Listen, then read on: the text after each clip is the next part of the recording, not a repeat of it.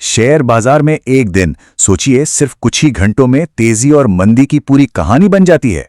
तो आज हम इन्हीं आंकड़ों के पीछे छिपी असली वजहों को समझने की कोशिश करेंगे। तो सवाल यही उठता है कि बाजार की इस चाल के पीछे असल में है क्या। चलिए हेडलाइन से थोड़ा और गहरा उतरते हैं और इसका पता लगाते हैं। तो कहानी की शुरुआत होती है एक अच्छी खबर से। पहली नजर में देखें तो आज का दिन बाजार के लिए एक काफी शानदार दिन लग रहा था। सुबह जैसे ही घंटी बजी, बाजार हरे निशान में था। ये एक मजबूत शुरुआत का साफ साफ इशारा था। और ये रहे वो आंकड़े। सुबह 10 बजे से पहले ही सेंसेक्स 250 पॉइंट से ज्यादा चढ़ चुका था और निफ्टी भी करीब करीब 100 पॉइंट्स ऊपर था। मतलब ऊपर से देखने पर तो ये आंकड़े एक बहुत ही मजबूत दिन की कहानी बता रहे थे। लेकिन जैसा कि अक्सर होता है, हेडलाइंस कभी पूरी कहानी नहीं बताती। इस चमक के पीछे ना कुछ गहरी चिंताएं भी छिपी हुई थीं। और यहीं पर बात थोड़ी दिलचस्प हो जाती है, क्योंकि बाजार में आज की ये जो तेजी थी वो पिछले हफ्ते की एक बड़ी गिरावट के ठीक बाद आई थी। ये कुछ ऐसा था मानो धूप तो खिली है पर साथ में काले बादल भी मंडरा रहे हैं। एक अनिश्चितता का माहौल बना हुआ था। और देखिए, एक्सपर्ट्स के पास चिंता करने की एक ठोस वजह थी। रूपक दे जैसे जो टेक्निकल एनालिस्ट हैं वो एक बहुत खास चीज पर ध्यान दे रहे थे। उनका कहना था कि बुल्स यानी वो निवेशक जो बाजार को ऊपर ले जाते हैं, वो एक बहुत जरूरी लेवल को डिफेंड नहीं कर पाए, और वो लेवल था 200 दिन का मूविंग एवरेज। तो ये 200 दिन की मूविंग एवरेज है क्या चीज?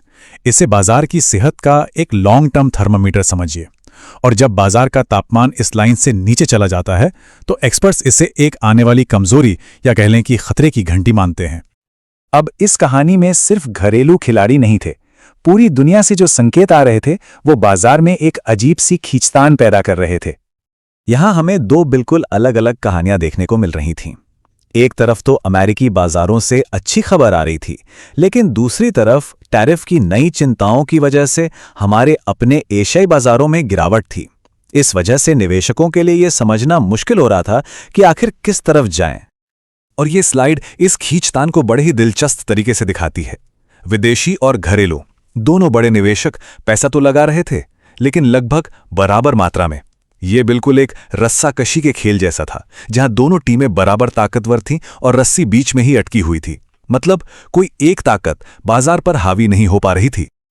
अब एक और बड़े घरेलू फैक्टर पर ध्यान देते हैं जो बाजार की उम्मीदों पर कह सकते हैं कि पानी फेर रहा था, और वो है हमारा अपना रुपया। 92। ये आंकड़ा अपने आप में पूरी कहानी कह देता है। ये अमेरिकी डॉलर के मुकाबले रुपए का अब तक का सबसे निचला स्तर था। हमारी करेंसी की ये जो गंभीर कमजोरी है वो इसमें साफ दिखती है। और ये कोई अचानक आई गिरावट नहीं थी, जैसा कि ये टाइमलाइन दिखा रही है। ये गिरावट एक लगातार चले आ रहे ट्रेंड का हिस्सा थी। पिछले साल 5% की गिरावट और सिर्फ इसी महीने में 2% से ज्यादा की गिरावट ये दिखाता है कि हाल के दिनों में ये कमजोरी और तेजी से बढ़ी है। तो इसका आम जीवन पर क्या असर पड़ता है? सीधा सा मतलब है महंगाई। जब रुपया कमजोर होता है तो पेट्रोल डीजल से लेके हमारे स्मार्टफोन तक हर वो चीज जो हम बाहर से मंगाते हैं वो महंगी हो जाती है। विदेश में पढ़ाई या छुट्टियां और भी महंगी हो जाती हैं। ये वो दबाव है जिसे हर कोई महसूस करता है। तो अंत में हम कहाँ खड़े हैं? एक तरफ बाजार की एक दिन की खुशी है और दूसरी तरफ है तकनीकी कमजोरी, ग्लोबल अनिश्चितता और कमजोर रुपए का भारी बोझ। तो असली सवाल ये नहीं है कि बाजार कल कहाँ जाएगा, बल्कि ये है कि क्या ये जो गहरी दरारें दिख रही हैं ये एक बड़े भूचाल का संकेत है जिसका असर हम सब पर पड़ेगा। इसका जवाब तो वक्त ही बताएगा।